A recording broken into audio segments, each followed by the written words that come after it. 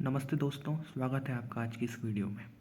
आज हम सॉल्व करने वाले हैं एसएससी सीजीएल का एक पीवाईक्यू।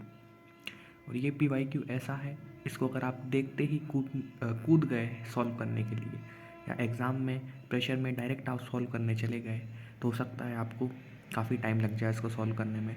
लेकिन अगर आपने थोड़ा सा इसे देखा आराम से तो ये सवाल केवल 2 लाइन का है। हाँ, बिल्कुल 2 लाइन का सवाल है ये। देखते हैं किस तरीके से बिल्कुल शॉर्टेस्ट तरीके से इस सवाल को करते हैं। 2 लाइन का सवाल केवल 15 से 20 सेकंड आपके लगेंगे। तो देखते हैं। तो हमें बताना है कि इन दोनों ये जो रिकरिंग डेसिमल्स हैं इनका एडिशन क्या होगा। 0.3467 बार प्लस 0.1333 पे बार। अब आप अगर देखोगे हमें इन्हें ऐड करना है लेकिन ये जो दोनों डेसिमल्स दिए हुए हैं ये दिखने में अलग अलग है। क्यों अलग अलग है? क्योंकि यहाँ डेसिमल के बाद में 2 नंबर है और यहाँ डेसिमल के बाद में मतलब जो हमारा डेसिमल रिपीट हो रहा है उससे पहले 2 नंबर हैं और यहाँ पे जो डेसिमल रिपीट हो रहा है उससे पहले एक ही नंबर है। हम डायरेक्टली इन्हें ऐड नहीं कर सकते। डायरेक्टली ऐड करेंगे तो गलत हो जाएगा। तो हमें इन दोनों को एक जैसा बनाना पड़ेगा। अब हम एक जैसा इन्हें कैसे बनाएं? अब आप सोचेंगे कि दोनों को 100 से मल्टीप्लाई कर देते हैं फिर हम सम निकाल लेंगे। लेकिन अगर 100 से मल्टीप्लाई करोगे तो ये हो जाएगा 34.67, फिर उस पर बार आएगा। लेकिन यहाँ 100 से मल्टीप्लाई करने में ये जो रिपीट होने वाला नंबर है ये बीच में आ जाएगा तो हम उसे नहीं कर पाएंगे। लेकिन अगर आप ध्यान से देखो, थोड़ा सा मैनिपुलेशन इस्तेमाल करो तो आपको पता पड़ेगा कि ये जो 0.1333 पे बार है इसे हम लिख सकते हैं 0.1333 बार। बिल्कुल लिख सकते हैं। हमने अपनी मर्ज़ी से नहीं हटाया क्योंकि ये दोनों नंबर सेम होते हैं। चाहे तो आप इनका फ्रैक्शन निकाल के भी देख सकते हैं इंडिविजुअली। दोनों की फ्रैक्शन सेम आएगी। दोनों नंबर्स जो हैं वो सेम होते हैं। दोनों की फ्रैक्शन 2/15 आती है। और आप देखोगे भी तो बेसिक सी बात है, यहाँ पे 0.133 इस पे बार है तो इसको अगर आप लिखोगे भी तो भी आएगा 3333 ऐसे रिपीट होगा। अब चाहे वो 3-3 के पेयर में रिपीट हो चाहे 2-2 के पेयर में रिपीट हो, उसके पहले 3 है तो उससे भी कुछ फ़र्क नहीं पड़ेगा क्योंकि दोनों नंबर सेम ही है। बस ये मैनिपुलेशन इस्तेमाल करो और ये सवाल फिर 2 लाइन का बन जाएगा। अब अगर हम इन्हें ऐड करें तो हमने लिख दिया है 0.3467 पे बार। और ऐसा हमने क्यों लिखा है? क्योंकि अब यहाँ पे डेसिमल के बाद में ये 2 वैल्यूज़ हमको मिल गई हैं जिनके ऊपर बार नहीं है, 3413, और बाकी के ऊपर बार है। तो अब ये नंबर एक जैसे बन चुके हैं और इन्हें ऐड करना बहुत ही आसान है। अब हम इन्हें लिख देंगे 0.34676767 0.13 फिर 333 इस तरीके से। लेकिन अब आप सोच रहे होंगे कि मैंने यहाँ पे 7 + 3 को 11 क्यों लिखा है? क्योंकि 7 + 3 तो 10 होना चाहिए, लेकिन हमने 11 क्यों लिखा है? 11 इसलिए लिखा है क्योंकि ये नंबर यहाँ पे थोड़ी ख़त्म हो रहा है, ये नंबर यहाँ पे थोड़ी ख़त्म हो रहा है। यहाँ तो ये नंबर आगे भी जाएंगे, यानी कि एक और 67 आएगा, एक और 33 आएगा। और जब हम इन्हें ऐड करेंगे, इन नंबर्स को ऐड कर रहे होंगे तो यहाँ पे एक कैरी भी आएगा क्योंकि इन दोनों को आप ऐड करोगे तो कैरी नहीं आएगा। लेकिन जैसे इनको ऐड करोगे 7 3 10 तो यहाँ पे कैरी आएगा। फिर जब इनको ऐड करोगे तो यहाँ कैरी आएगा। इसलिए मैंने यहाँ 7 और 3 को 11 लिखा है। 7 और 3 10 ही होता है, लेकिन इसके आगे भी नंबर है, वहाँ से हमें कैरी मिलेगा, इसलिए 11 लिखा है। तो ये भी समझने वाली बात है। अगर आपने यहाँ 0 लिख दिया फिर आप कन्फ्यूज़ हो जाओगे कि कौन सा ऑप्शन आएगा। तो यहाँ 7 और 3 10 नहीं 11 लिखना है क्योंकि पिछले से भी कैरी आएगा। तो हमने ये लिख दिया 7 और 3 10 और 1 11, एक ऊपर 6 और 3 9 1 10। फिर इस तरीके से हम करते गए तो हमारा आंसर आपको दिख रहा होगा कि 01 रिपीट हो रहा है, 0.4801 बार आ जाएगा। तो ये 1-2 चीज़ें थी। एक तो ये वाली चीज़ जो कि समझने की थी, और 0.133 बार को किस तरीके से लिखें ये भी समझने की थी। ये आपने मैनिपुलेशन इस्तेमाल किया और ये 2 लाइन में आपका आंसर आ गया बहुत ही आसान तरीके से। ठीक है, तो हमारा जो ऑप्शन है वो है सेकंड, इजी। अब हम देखते हैं आगे के सवाल। एक और सवाल जो पूछा गया था एसएससी सीजीएल में, 2 numbers 11284 and 7655 when divided by a certain number of 3 digits leave the same remainder. The sum of digits of a 3-digit number is। अब आपको लग रहा होगा कि हम पिछले वीडियोज़ में भी ऐसे सवाल कर चुके हैं, लेकिन मैं सवाल रिपीट नहीं कर रहा हूँ। ये सवाल है तो वैसा ही लेकिन थोड़ा सा अलग है। क्योंकि इसमें कुछ भी वैल्यूज़ आपको ज़्यादा नहीं दे रखी हैं, वो डायरेक्ट आपसे पूछा गया है। केवल आपको यही बताए गए हैं कि किन नंबर्स को हम डिवाइड कर रहे हैं। तो इसलिए थोड़ा सवाल अलग है, इसलिए इसे देखना ज़रूरी है कि किस तरीके से ऐसे सवालों को करते हैं। तो देखते हैं। उन्होंने कहा है कि 2 नंबर हैं जिन्हें हम किसी नंबर से डिवाइड कर रहे हैं, ठीक है। तो हमने मान लिया हमें नंबर नहीं पता, मान लिया किससे डिवाइड कर रहे हैं, n से डिवाइड कर रहे हैं। अब वही फार्मूला हम लगाएंगे जो हम पिछली वीडियोस में भी लगाते हुए आए हैं। आपने पिछली वीडियोस नहीं देखी तो आप प्लेलिस्ट में जाके देख सकते हैं। हम 11284 को डिवाइड कर रहे हैं n से, और इसको भी n से ही डिवाइड कर रहे हैं क्योंकि दोनों सेम नंबर से डिवाइड हैं। उसके बाद में जो क्वेश्चन आएगा वो हमें पता नहीं, Q1 Q2। फिर इन्होंने कहा है कि रिमाइंडर जो है वो सेम है। अब हमने यहाँ पे माइनस किया है। अब माइनस क्यों किया है? माइनस हमने इसलिए किया है क्योंकि हमें दिख रहा है कि अगर हम माइनस करेंगे तो यहाँ से रिमाइंडर हट जाएगा, तो एक वेरिएबल कम हो जाएगा।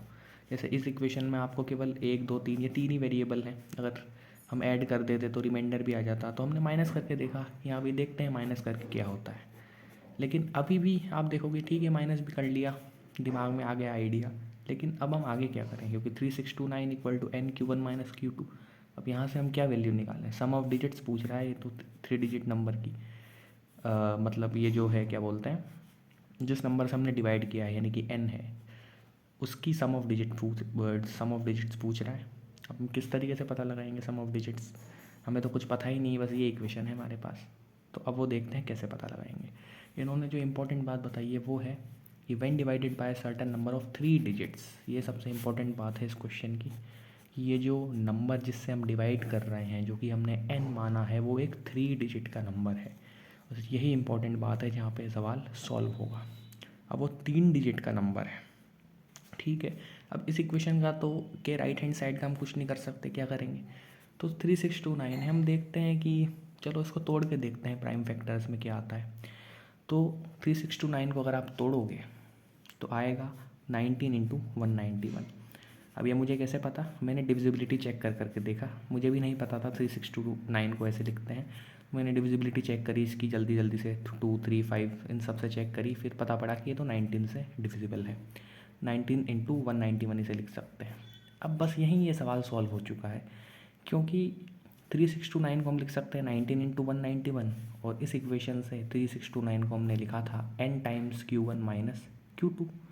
यानी कि इन दोनों इक्वेशन से, इस इक्वेशन से और इस इक्वेशन से, ये दोनों वैल्यूज़ भी बराबर हैं। यानी कि जो 19 × 191 है, इसको हम लिख सकते हैं n टाइम्स Q1 - Q2। और हमको क्या बताया गया है कि n जो है वो एक 3 डिजिट का नंबर है। अब दोनों में 3 डिजिट कौन सी है?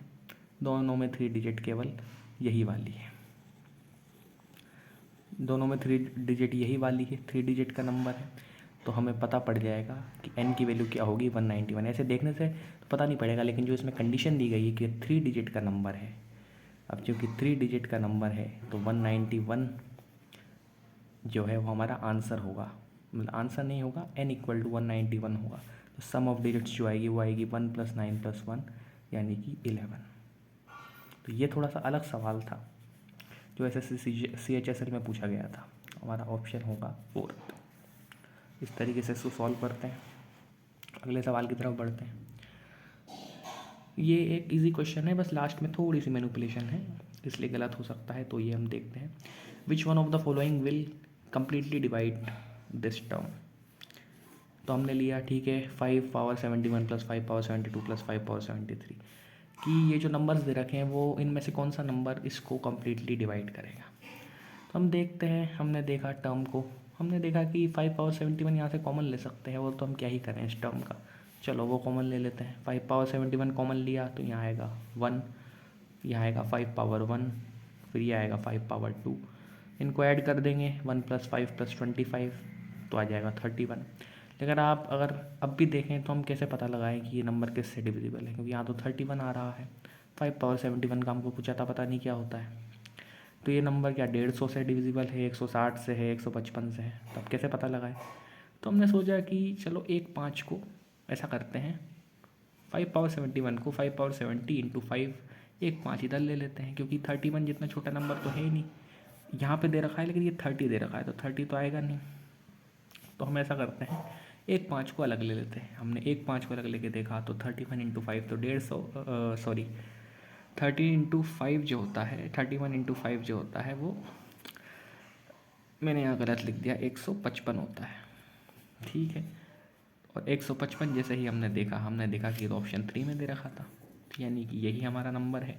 ये जो टर्म है वो पूरी 155 से डिविजिबल होगी। तो इस तरीके से हमारा जो आंसर होगा वो होगा 155। क्या होगा? 155, जो कि है ऑप्शन 3। तो इस तरीके से इसको सॉल्व करेंगे। यहाँ पे आके आप अटक सकते हो, लेकिन आप देखोगे अच्छा 30 दे रखा है, तो हम ऐसा करते हैं चलो 5 सीधे ले लेते हैं, देखते हैं क्या होता है, तो 155 आ जाएगा। इस तरीके से सॉल्व होगा। अब अगले सवाल देखते हैं।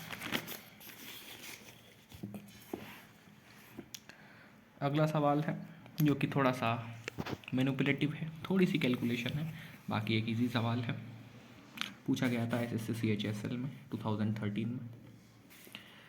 ये हमको दे रखा है, अभी बड़ा सा नंबर है, आपको देखने में लग सकता है कि अरे मल्टीप्लाई कैसे करेंगे इसको, लेकिन आप देखो तो 99 693 से कैंसिल हो रहा है 7 बार, तो एक चीज़ तो वही हो जाएगी 99 और ये कैंसिल हो जाएगा। ठीक है, क्यों हमने कर दिया, क्योंकि यहाँ भी 7 दे रखा था, तो हो सकता है एडिशन में बाद में आसानी पड़े, तो हमने कैंसिल कर दिया। अब लेकिन इसको कैसे सॉल्व करें, क्योंकि ये मिक्स्ड फ्रैक्शन को सिंपल में कन्वर्ट किया, 999 इंटू 693 प्लस 692 इस तरीके से करते हैं, कन्वर्ट कर लिया। लेकिन अब आगे क्या करें? आगे हमने देखा कि अच्छा ये दोनों हैं, लेकिन इनमें से हम कॉमन कैसे लें? कॉमन तो तब लेंगे जब कुछ आना चाहिए, तो हमने कहा 693 को लिख देते हैं 692 प्लस 1, तो हमने लिख दिया 692 प्लस 1।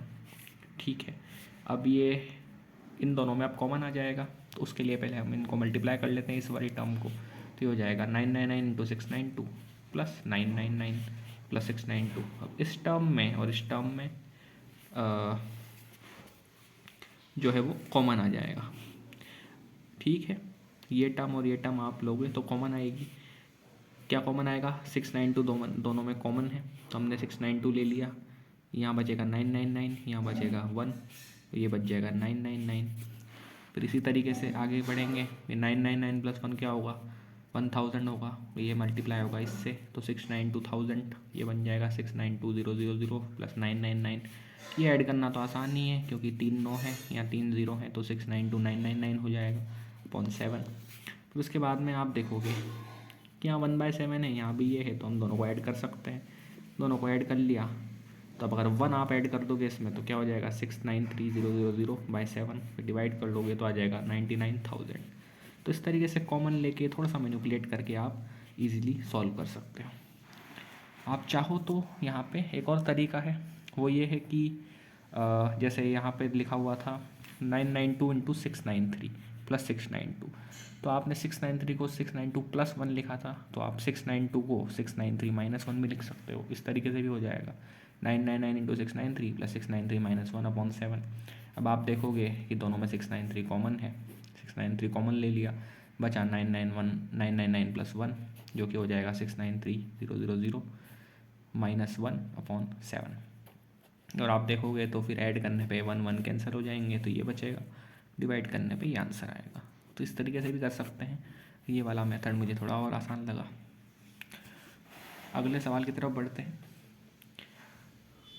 ये वाला सवाल एलिमिनेशन से आसानी से हो जाएगा।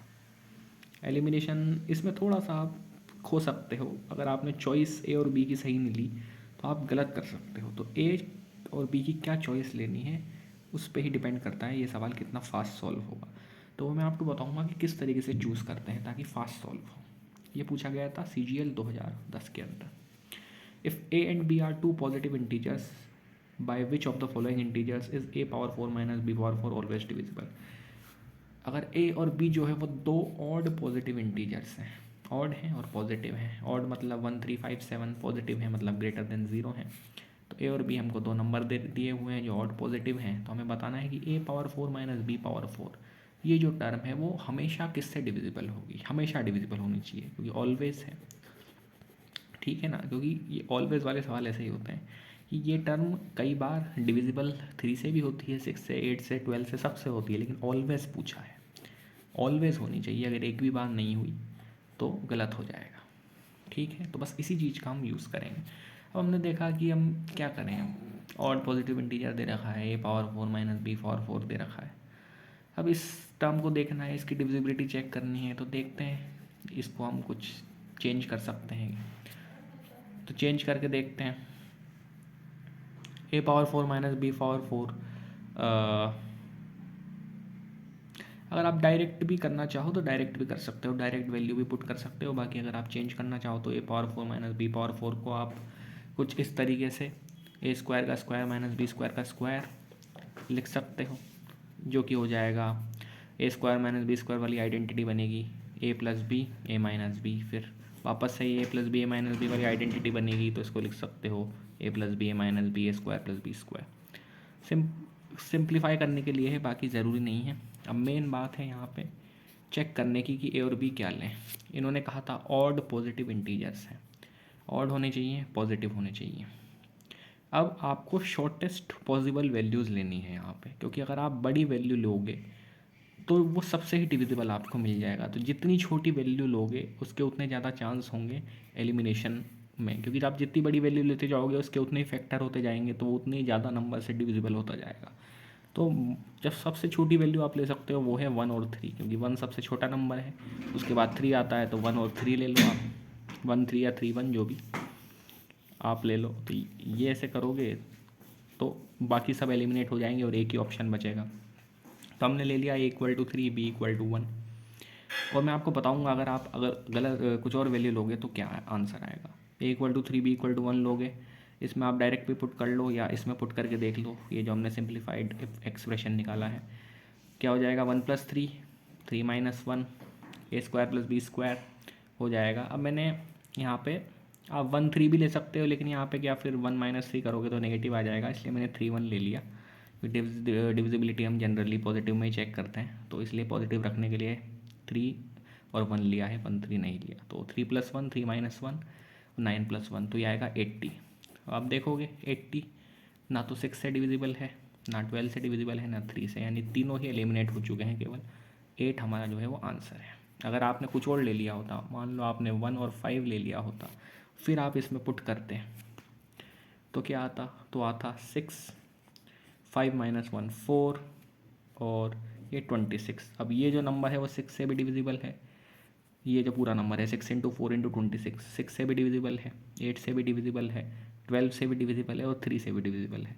तो अब आप फिर कंफ्यूज हो जाते हैं कि इसमें से क्या आएगा। तो शॉर्टेस्ट पॉसिबल कॉम्बिनेशन लेना है, जितना छोटा लोगे कॉम्बिनेशन उतने ही चांसेस होंगे एलिमिनेट करने के। इस तरीके से 8 हमारा आंसर है कि ये जो नंबर है वो हमेशा 8 से डिविजिबल होगा, लेकिन इनकी गारंटी हम नहीं दे सकते। तो इस तरीके से इसको हम सॉल्व करते हैं। तो हमने अब आज के सॉल्व कर लिए सवाल, अब मिलते हैं अगले वीडियोस में।